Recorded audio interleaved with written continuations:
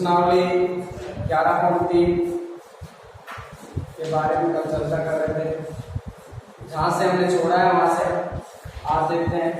कल हमने छोड़ा त्रिभुज की समरूपता, आज पढ़ेंगे त्रिभुज की समरूपता। समरूपता के नियम क्या क्या है वो लिखेंगे पहले।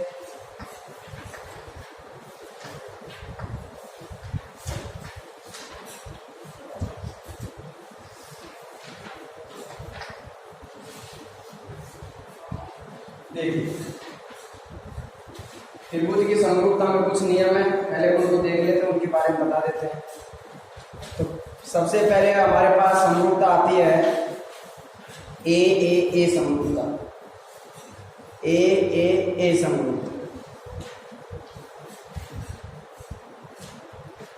ए का मतलब होता है एंगल, एंगल से मतलब होता है कोण। पहले समरूपता है ए समरूपता।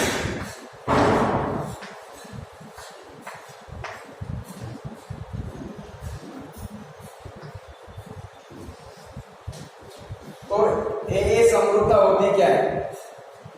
दो समान कोण के त्रिभुज समरूप। समान कोण का मतलब एक दिन मैंने पहले भी तुम्हें परिभाषा लिखा है समान कोणिक त्रिभुज की। तो समान कोणिक त्रिभुज किसे कहते हैं? ऐसे दो त्रिभुज जिनके सभी कोण आपस में क्या होते हैं? बराबर होते हैं। जैसे दो त्रिभुज हैं, एक ए बी और सी, दूसरा पी क्यू और आर। मान लीजिए इसके क्रमागत कोण ए के बराबर कौन सा? पी। बी के बराबर कौन सा? क्यू। और सी के बराबर कौन सा? आर। यदि ये दे रखे हो, तीन कोण दे रखे हो, तो ये समरूपता लगती है कौन कौन सी? कौन सी? ए समरूप। और इस समरूपता से दोनों त्रिभुज क्या हो जाते हैं? समरूप। त्रिभुज एबीसी समरूप त्रिभुज पी क्यू आर। दोबारा सुनेंगे क्या होते हैं? दो समान कोणिक त्रिभुज क्या होते हैं? परस्पर समरूप। मैं लिख देता हूं, दो समान कोणिक त्रिभुज, समान कोणिक त्रिभुज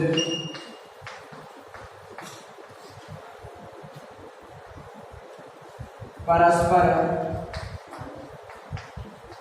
समरूप। समझ में आ गया? कहने का मतलब एक त्रिभुज के तीन कोण, दूसरे त्रिभुज के तीनों कोणों में क्या होने चाहिए? बराबर। जैसे ए किसके बराबर? पी के, बी किसके बराबर? क्यू के, और सी किसके? आर। जरूरी नहीं है इस प्रकार हो, इस प्रकार भी हो सकता है। ए क्यू के हो, बी आर के हो, सी पी के हो। होने तीन कोण बराबर चाहिए। जब तीन कोण बराबर होंगे तो कौन सी समरूपता लगती है? ए से। इसको उतारेंगे फिर आगे बताएंगे।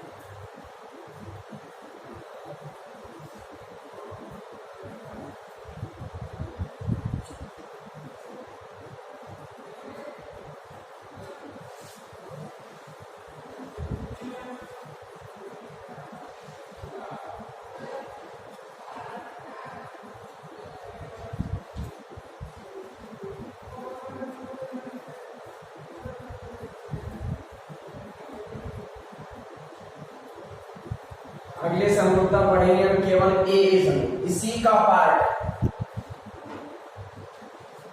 ए समरूप। देखिए मैं एक बार बोल के सुनाता हूँ फिर समझेंगे। ए समरूपता क्या होती है? यदि किसी एक त्रिभुज के दो कोण किसी अन्य दूसरे त्रिभुज के दो कोणों के बराबर हो तो ये क्या कहलाती है? ए समरूपता। जब दो कोण आपस में बराबर हो जाते हैं तो तीसरा कोण स्वतः ही बराबर हो जाता है। इसलिए हमें जब भी समरूपता का उपयोग करेंगे तो कौन सी समरूपता करनी पड़ेगी? जब ए आ जाती है तीसरी अपने आप ही हो जाती है, तो ए तो अपने आप हो जाएगी। इसलिए उसकी जगह हम ज्यादातर उपयोग करते हैं किसका? और इस प्रश्नावली में हमें जो भी उपयोग मिलेंगे 99% किसके मिलेंगे? ए समरूपता। सारे सवाल किससे संबंधित होंगे? ए से। आगे बात समझ में? ए समरूपता है क्या? मैं लिखता हूं परिभाषा, साथ के साथ उतार लेंगे फिर समझेंगे। यदि किसी एक त्रिभुज के दो कोण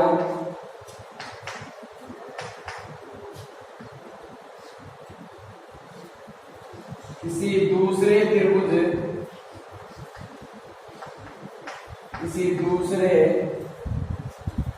त्रिभुज के दो कोणों के बराबर हो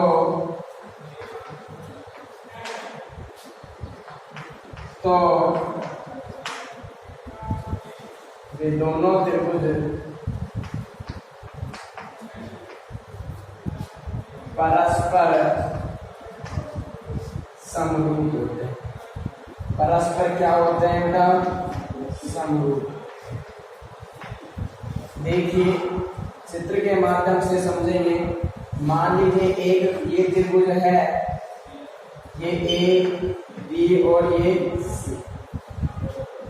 एक अन्य त्रिभुज लिया मैंने, इसका नाम क्या? P Q R.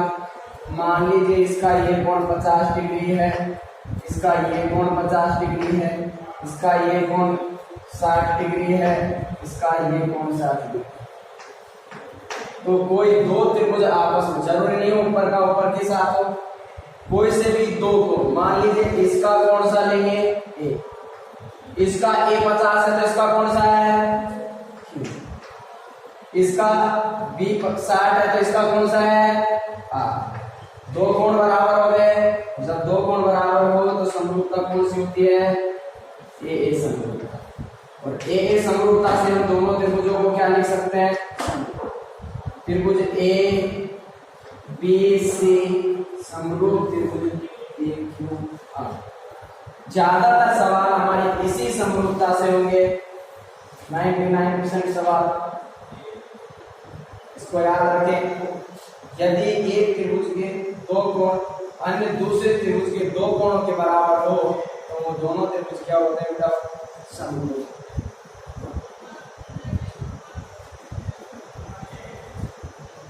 तारीख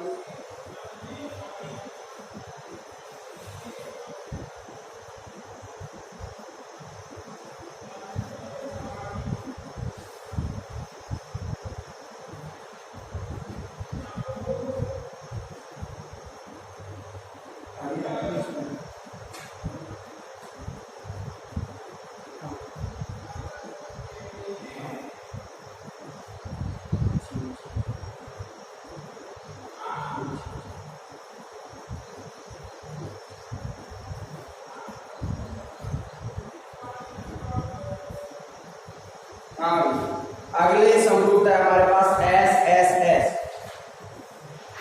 एस ए का मतलब तो बेटा होता है क्या? एंगल। एंगल मीन्स कोण।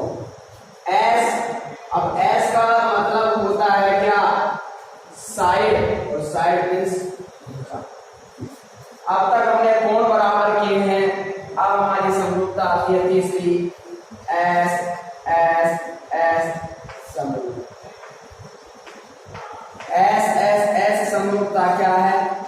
देखता हूं, साथ के साथ लिखेंगे फिर मैं समझा। यदि किसी एक त्रिभुज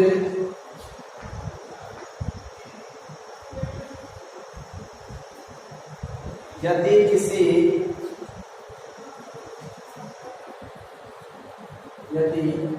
की जगह कोई यदि कोई दो त्रिभुजों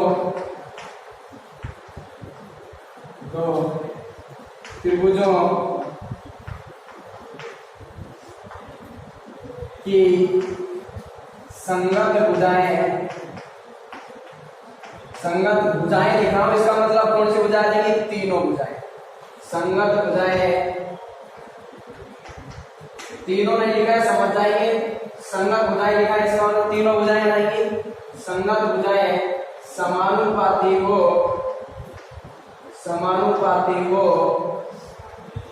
तो दोनों त्रिभुज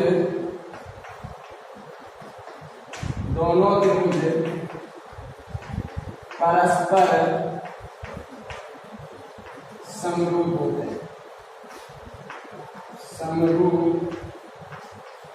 होते हैं। ठीक है,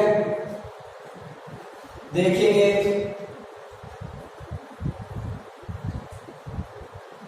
मैंने यदि कोई दो त्रिभुजों की संगत भुजाएं समानुपाती का मतलब उनका अनुपात क्या होना चाहिए?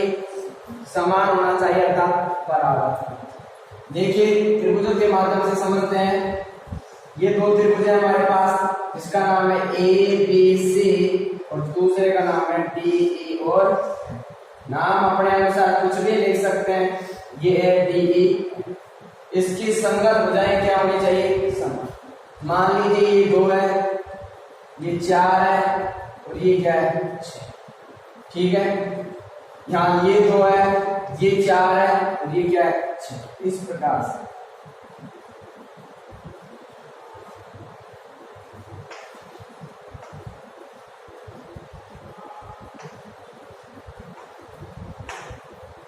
ठीक है, तो अनुपात निकाल सकते हैं। अनुपात का मतलब संगत भुजाओं, जैसे इस भुजा का अनुपात बराबर है। ठीक है, इसी प्रकार और भी भुजाओं का अनुपात क्या होना चाहिए? बराबर। डायरेक्ट देखते हैं मान के अलावा किस प्रकार आता है। तो देखिए मान के अलावा, मान लीजिए इसकी ए बी और इसकी कौन सी? बी। इसकी बी सी भुजा तो उसकी कौन सी आएगी? अगर इसकी ए सी भुजा आएगी तो उसकी कौन सी आएगी? बी। आई या नहीं आई? इसकी ये, इसकी संगत लिखा है मैंने। अगर हमें ये त्रिभुज ए बी सी और नाम दे रहा हूं ए बी सी और दूसरा डी ई है, तो ए बी डी ई के, बी सी ई एफ के और ए सी किसके? डी एफ के होंगे। देखिए तो इनका अनुपात समान है, तो समरूपता कौन सी लगेगी? एस एस एस समरूपता से, और एस एस समरूपता से दोनों त्रिभुज क्या हो जाएंगे? समरूप। त्रिभुज ए बी सी समरूप त्रिभुज बी ई है।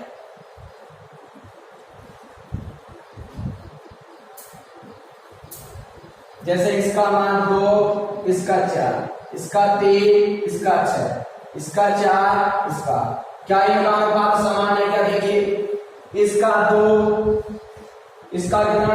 डीएफ का 6, डी का कितना? 4, इसका 2 और इसका कितना है? 4, 2/4 आ गया। काटेंगे तो क्या है? 2 एकम 2, 2 दूनी 1/2 आ गया। अब इसका निकालेंगे बीसी का मान कितना? 3, तो इसका कितना? 6, 3/6, 3 एकम 3, 3 दूनी 6।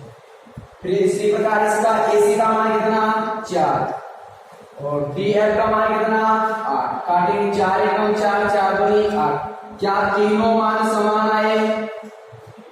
तीनों मान समान आया है, क्योंकि तीनों का अनुपात, तीनों भुजाओं का अनुपात क्या है? समान। जब तीनों भुजाओं का अनुपात समान हो तो समरूपता कौन सी होगी? एस एस एस समरूपता से दोनों त्रिभुज हो जाते हैं क्या?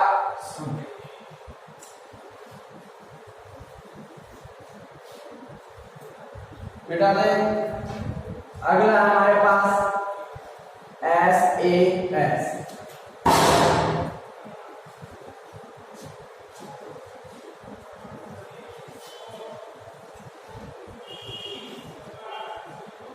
कौन सा है? एस ए एस लास्ट है। इतने हैं हमारे पास समरूपता के नियम। तो देखिए सुन लीजिए पहले, यदि कोई दो त्रिभुजों की दो संगत भुजाएं, यदि कोई दो त्रिभुजों की दो संगत भुजाएं समानुपाती हो तथा उनके मध्य के कोण क्या हो? बराबर हो, तो कौन सी समरूपता होती है? ऐसे असमरूपता होती है, उससे दोनों त्रिभुज क्या हो जाते हैं? परस्पर समरूप। लिख देंगे, यदि कोई दो त्रिभुजों की दो संगत भुजाएं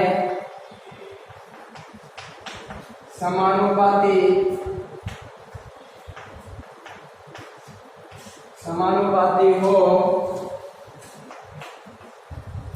और उनके मध्य के कोण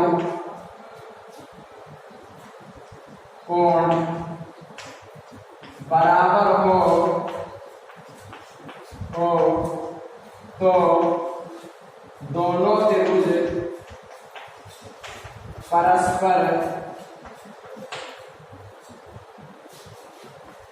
परस्पर समरूप होते हैं।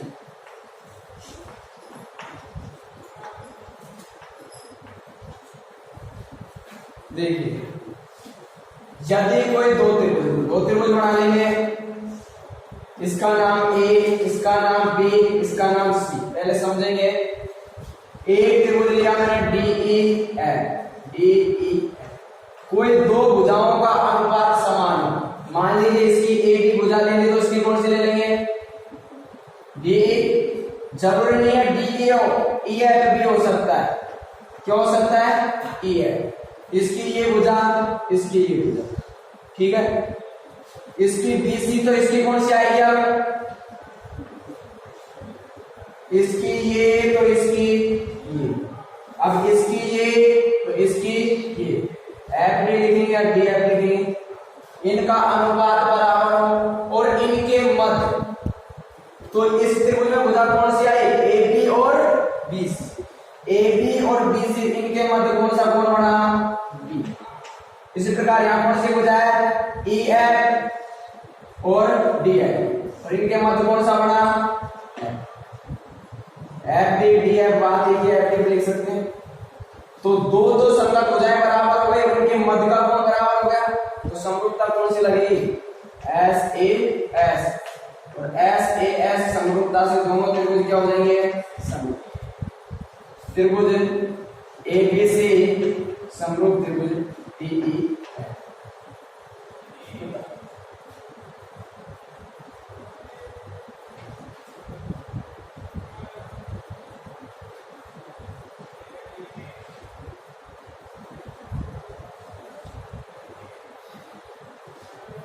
अब इनसे संबंधित सवाल देखेंगे हम।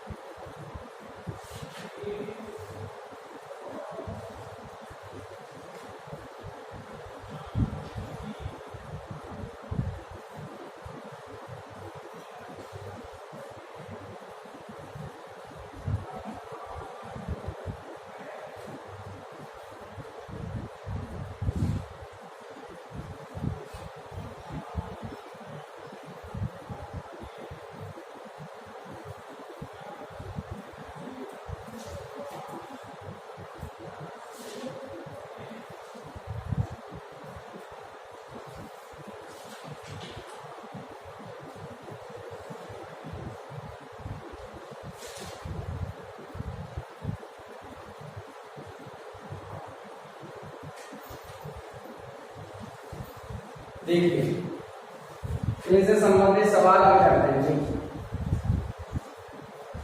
देखते हैं नियम हमारे समझ में आए या नहीं आए सवालों के माध्यम से।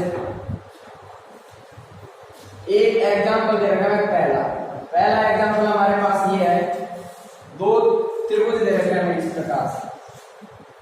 एक तो ये रखा है ए बी और ये ए का जो कोण दे रखा है, बी का दे रखा है कितना 60 डिग्री और सी का दे रखा है कितना 40।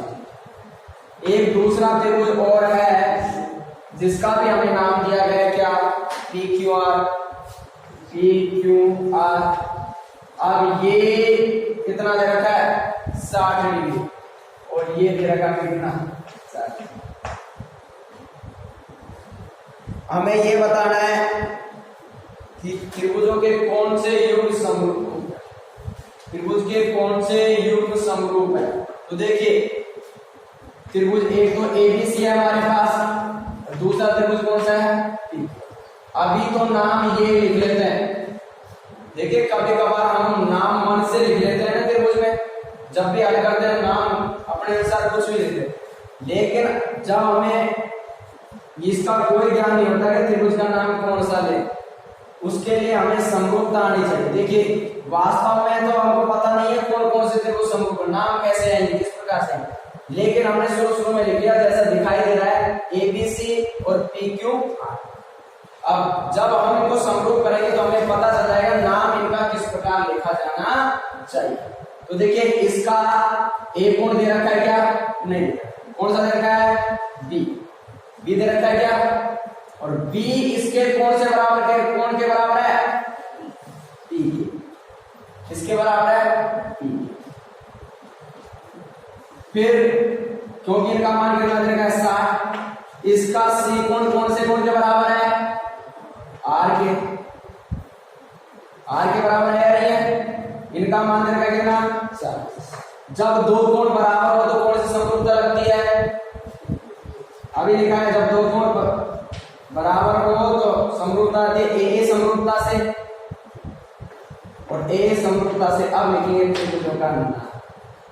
देखिए कोण तो दे रखे हैं, कोण कौन से बी और सी समरूप, यहां कौन सा पी और आर। इसमें कौन सा बच गया ए, इसमें कौन सा बच गया, नाम आएगा एबीसी समरूप त्रिभुज क्यू पी आर। ऊपर क्या लिखा था पी क्यू आर, समरूपता के नियम के अनुसार रहना चाहिए क्यू पी आर। ऊपर हमें पता नहीं है कौन कौन से समरूप है, समरूप करेंगे तब हमें पता चलेगा कि वास्तव में त्रिभुज का नाम हमें किस प्रकार से लिखना चाहिए।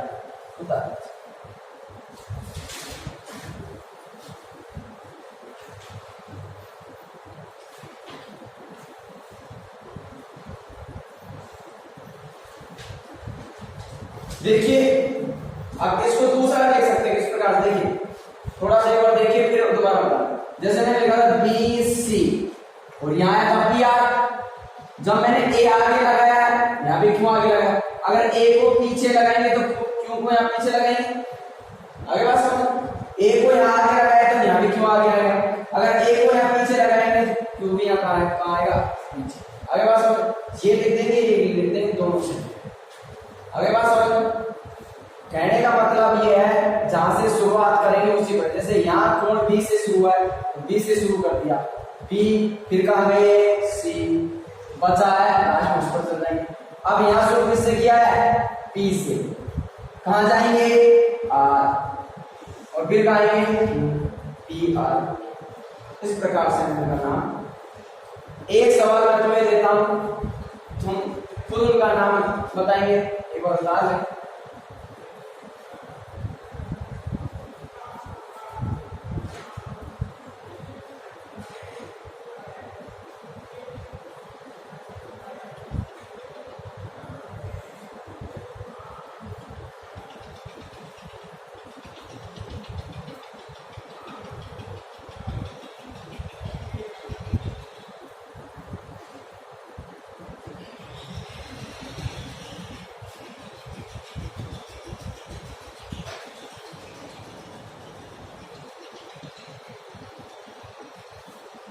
मिटा दें। देखिए अगला मैं लिखता हूं, कोई किताब में से देखेगा नहीं, ये ए, ये बी और ये सी, ये 2 सेमी है, ये देगा 3 सेमी, ये देगा 2.5। इसी प्रकार एक को जोड़ दे रखा है इस प्रकार से, इसका नाम देगा मैं क्या, डी ई एफ, मान देगा 6 सेमी, 4 सेमी, 5 सेमी। इनको एक बार हल करके चेक करेंगे, फिर मैं बताऊं तो मिलाना क्या सही था हमारा।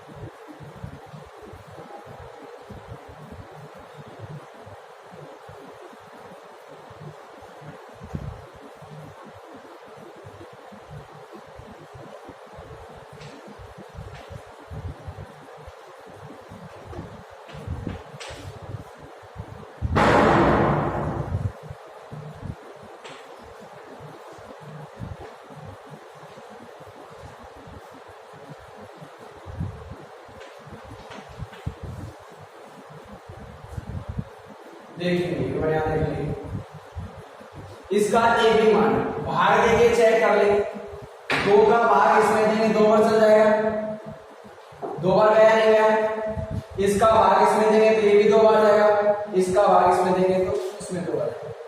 तो ए बी 2 का भाग 2 बार किसमें गया, डी एफ। यहाँ ए बी का मान 2 था या डी एफ का मान क्या है 4। आगे बात समझ, ए बी का क्या आ जाएगा डी एफ। अब BC 2.5 का भाग किसमें गया था, इसमें, तो BC किसके बराबर होगा, FE, क्योंकि इधर से आ रहे थे, इसमें इधर से। आगे बात समझ, अब क्या हो गया, फिर क्या बच गया CA का मान 3, तो यहाँ क्या बच गया ED, इसका कितना अच्छा है 3 का भाग फिर 6 में देंगे 1/, सब में मान समान आ गया। अब तीनों भुजाओं का अनुपात क्या आ गया 1/2 अर्थात समान, तो समरूपता कौन सी होगी S और S समरूपता से क्या हो जाएंगे, दोनों त्रिभुज समरूप। कौन कौन से इसमें बताना है, एक तो गया ABC, ये तो ABC, यहाँ A B और C यहां से शुरू किया था ना हमने, A B और B के बाद गया C, यहाँ क्या है D F और F के बाद क्या आएगा E, क्या आएगा D समरूप D F और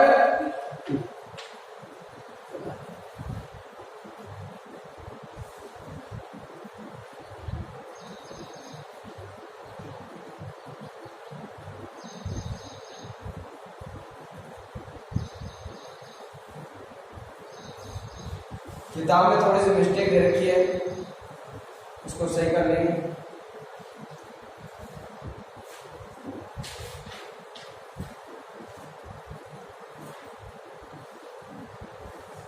किताब में थोड़ी सी मिस्टेक दे रही है, DEF लिख रखा है, DEF नहीं आएगा, क्या आएगा DFE।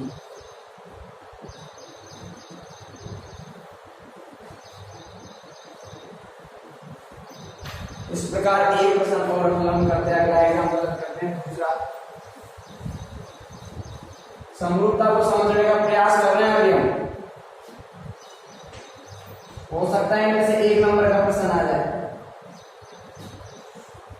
प्रकार से दे रखा है एक ए बी सी और इसका मान दे रखा है 60, इसका 40 और इसका मान दे रखा है कितना, इसका 80 और इसका दे रखा है 40। एक दूसरा त्रिभुज और है, त्रिभुज दे दिया ये थोड़ा इस प्रकार उल्टा है, थोड़ा इस प्रकार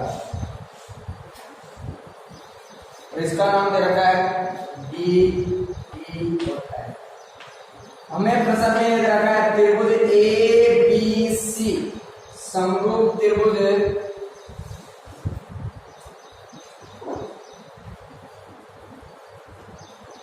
अभी समरूप दे रहेगा, पहले समरूप करना पड़ेगा।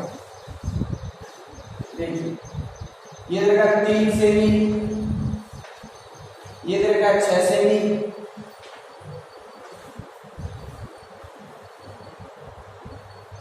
ये देगा 12 सेमी, प्रश्न में कुछ मिस्टेक दे रखी है, ये 7.6 सेमी। एक कोण हमें इनमें दे रखा है, मान लीजिए इनमें से एक 18 रखा है,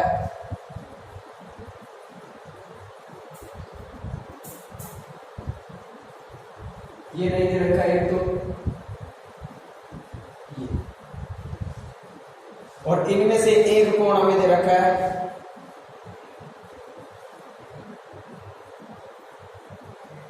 एक मान और दे रखा है, इसमें देने रखा है मान क्या दे रखा है ये पता नहीं है, इनमें से एक मान और दे रखा है, मान क्या दे रखा है ये हमें पता नहीं है और मान का पता नहीं है तो क्या करेंगे,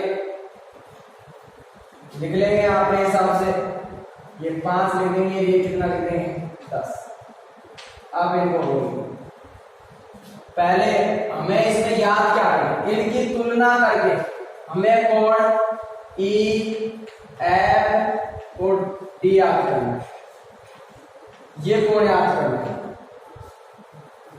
कोण कैसे याद करेंगे, देखिए पहले दोनों त्रिभुजों को करेंगे हम क्या, समरूप, क्या करेंगे और समरूप करने के पश्चात चूंकि समरूप त्रिभुजों के संगत कोण क्या होते हैं, बराबर। मैंने शुरू के दिन बताया था दो बहुभुज परस्पर समरूप होते हैं यदि उनकी संगत भुजाएं क्या हो, समान, संगत भुजाएं तो समान और संगत कोण क्या होते हैं, बराबर होते हैं। तो पहले दोनों त्रिभुजों को समरूप करें। त्रिभुज एक तो है हमारे पास एबीसी और दूसरा त्रिभुज कौन सा है, डीईएफ। बता ए बी लेंगे तो उसकी कौन सी हो जाएगी, बोलो,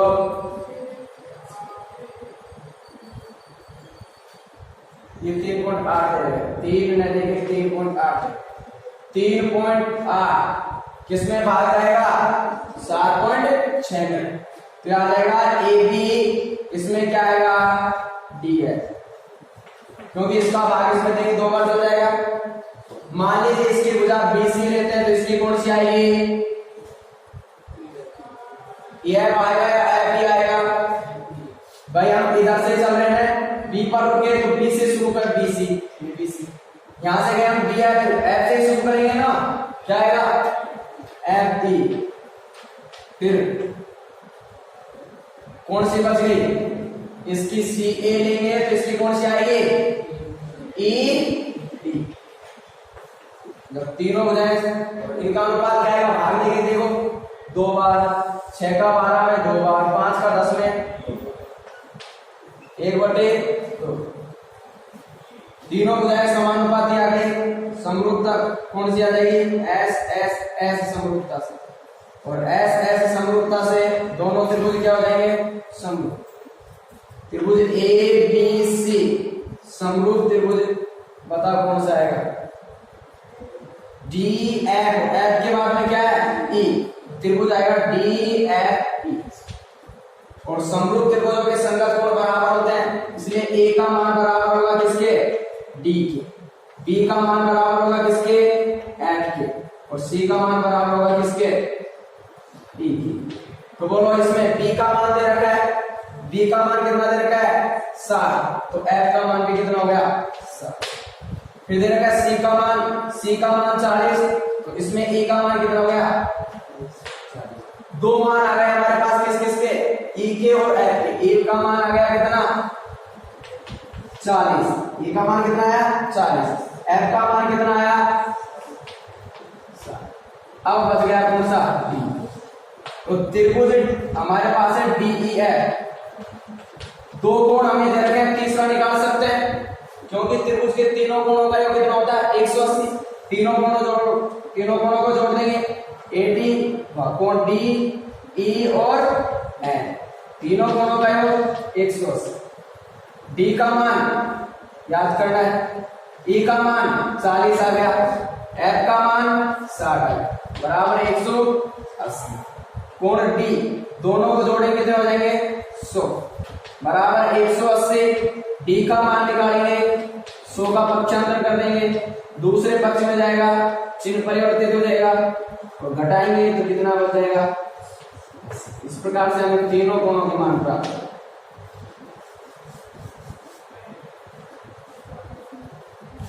आज के लिए इतना ही, काफी आगे की चर्चा करेंगे कल।